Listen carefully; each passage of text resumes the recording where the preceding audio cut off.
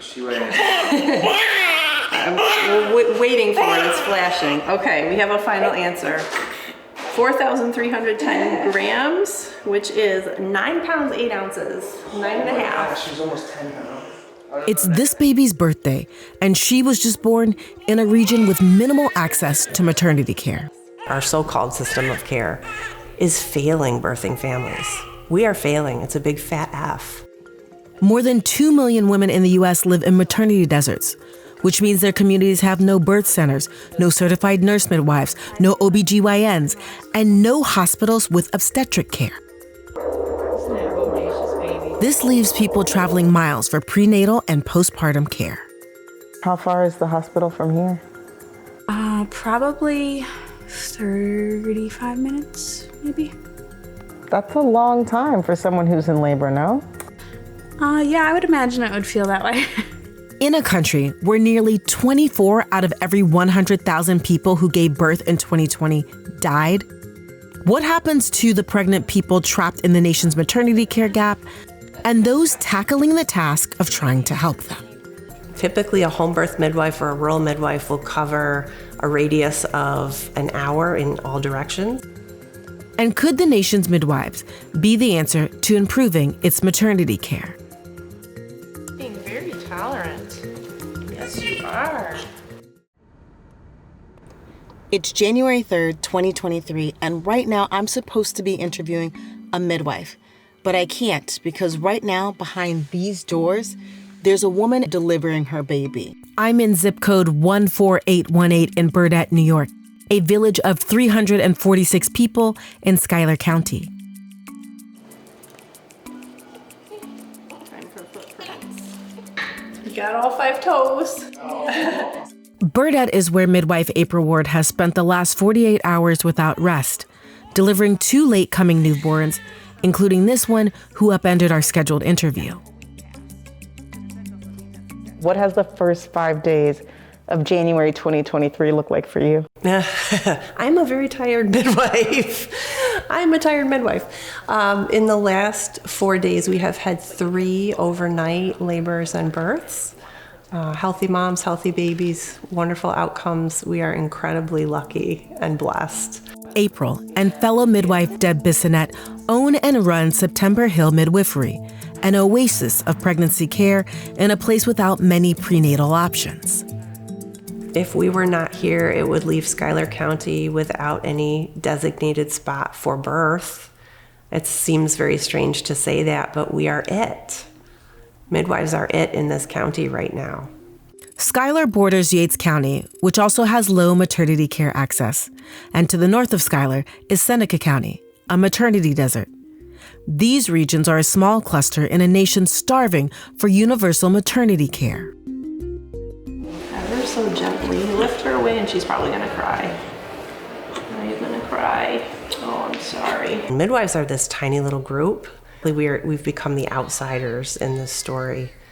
Midwives used to attend most of the births in this country, and we can serve about 80% or so of the pregnant people and newborns in this country.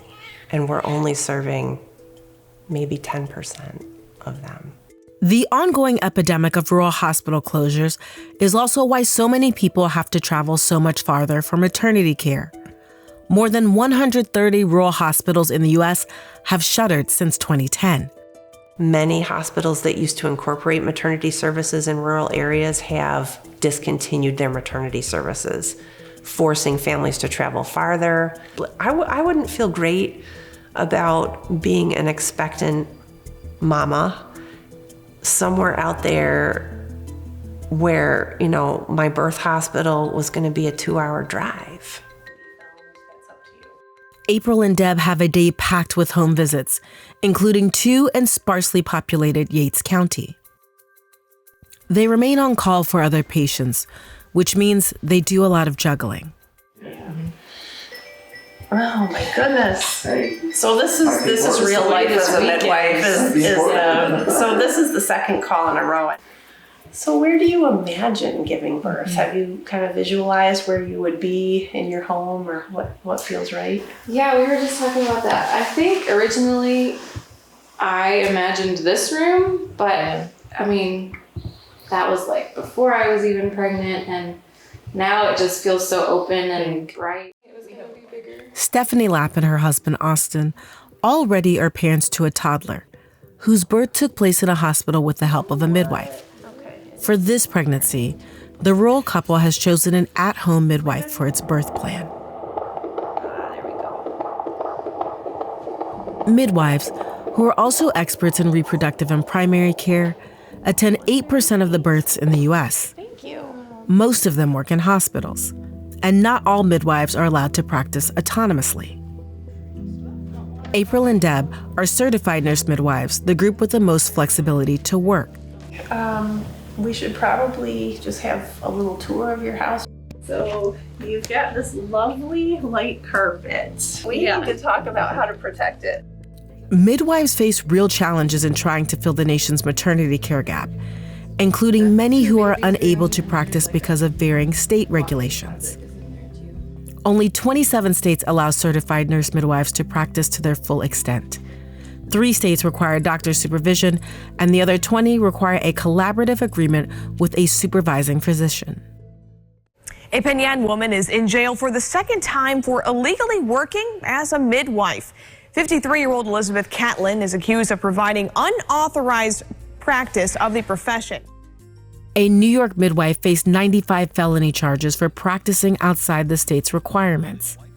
The state says you must either be a certified nurse midwife or a certified midwife, both of which require a graduate degree. After a 3-year ordeal, a September 2021 plea deal reduced Catlin's charges to 1 count of unauthorized practice of a profession. How do I feel? I feel like a weight has lifted off of me. Ultimately, we need all hands on deck. So one thing that needs to happen, in my view, is that all qualified midwives who have expert level of training should be able to practice.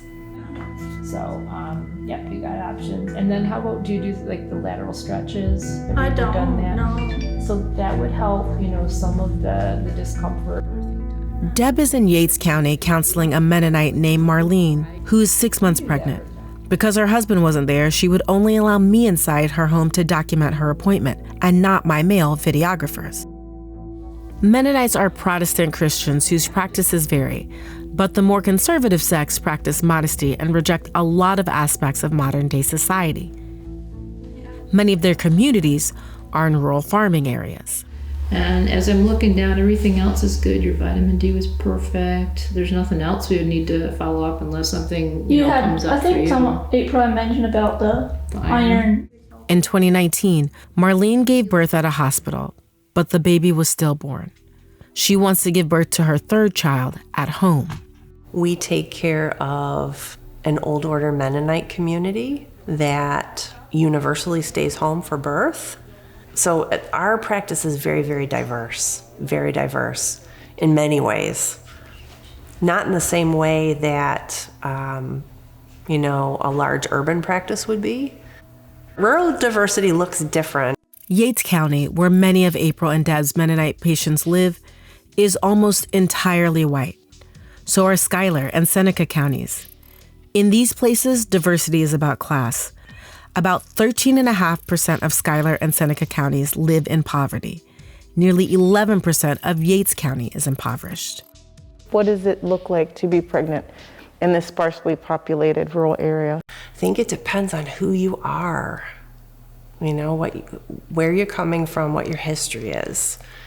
It doesn't start with conception, it starts well before, because, health and pregnancy and birth outcomes are influenced by our entire lives, and probably even there's an intergenerational component. All my family members up here, like my mom, my aunt, my grandma, all the women in my life had used a midwife. Erin Pasto is a mom less than 3 weeks away from giving birth to her 2nd child. Her mother used a midwife for her birth, and now Erin plans to have her baby in April and Deb's birth space, where she received prenatal counseling a day ago.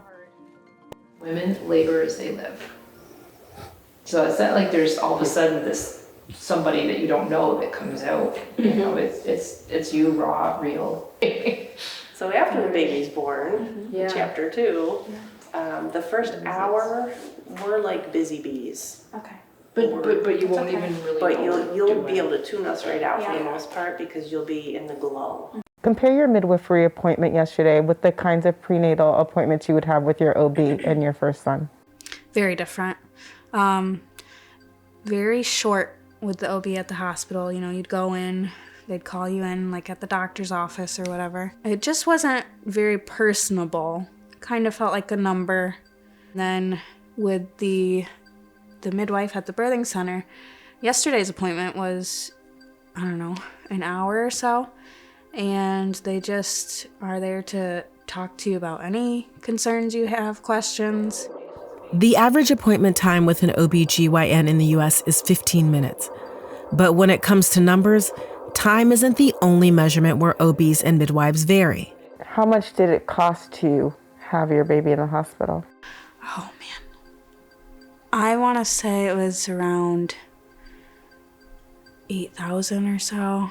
Midwives cost less, you know, to the system. We cost less than an obstetrician-attended birth. A home birth or birth center birth typically costs the system less than a hospital birth. We charge $5,800, so that's the total cost of care with us. So it's $5,800 for the 40 weeks? Yes. Pregnancy is one of the most common reasons for hospitalization for non-elderly people. And the healthcare cost for prenatal, childbirth, and postpartum care averages $18,865 in the U.S. The average out-of-pocket cost is $2,845. Cesareans cost more than vaginal births. Usually, midwives are a more economical way to give birth, but some, like April and Deb, don't accept health insurance. What would you say the state of the U.S. pregnancy and postpartum care system is in this moment? It's not good. Pregnant people need something different than just emergency care, than just the medical model of care. Birth is supposed to be a normal, safe process for the vast majority of people. When it comes to childbirth, the U.S. has the highest rate of avoidable deaths among high-income nations.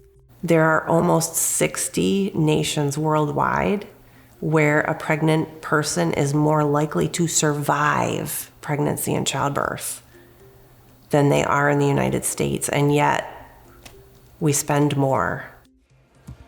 April says the solution to the country's maternity crisis would ensure midwifery is an option for all, regardless of class or geography. And in an ideal world, patients could choose a midwife from a variety of options. Midwives are part of the solution. We are not the whole solution. The problem is huge and complex. There are not enough midwives to serve the people who need us in this country. And our pipeline of, training qualified midwives, it's not big enough. We need big change in order to move the needle. And people have to feel entitled and empowered to speak up. So whoever you are out there, speak up, tell your story, tell your birth story. I hope there's a brighter future ahead. I think there is, but we're not there yet. Right now, we're still heading in the wrong direction. How and when do you rest? Is that a trick question? It's not a trick question. Oh. It's not a trick question.